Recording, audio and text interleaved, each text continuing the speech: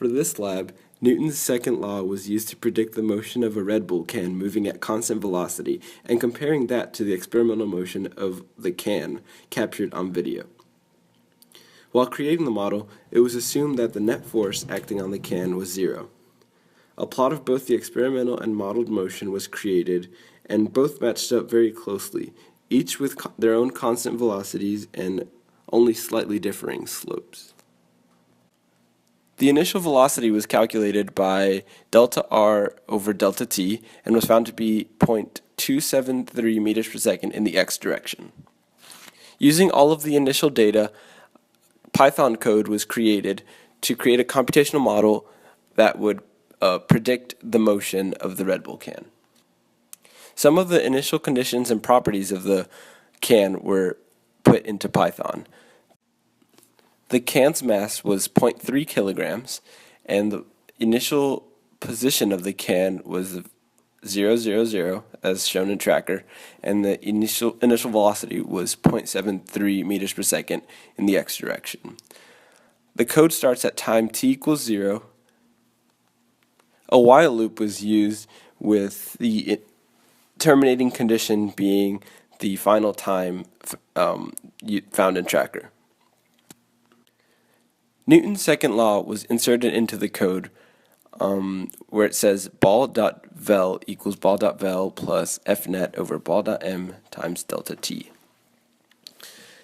The fnet was set to be the vector 0, 0, 0 because we were modeling constant velocity. The data points drawn from tracker were exported to a CSV file that was later opened in a spreadsheet and plotted on a graph.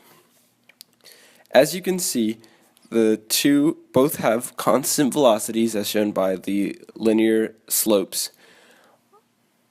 They differed only slightly in their initial velocity, but that was probably due to errors using tracker. The actual position graph has a little bit of up and down waviness that usually shows acceleration, but that's also due to errors in tracker. One question that was presented to us was, what if we flip the axes that we set in tracker? Well, that would change something, but it wouldn't change much. The velocity would be negative, and the ball would be moving, and the can would be moving in the negative x direction. But the can would still have constant velocity. Another thing that would change is the line on the spreadsheet would have a negative slope instead of the positive one it has now.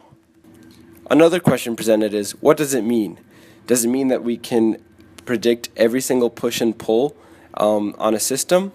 And the answer to that is yes and no.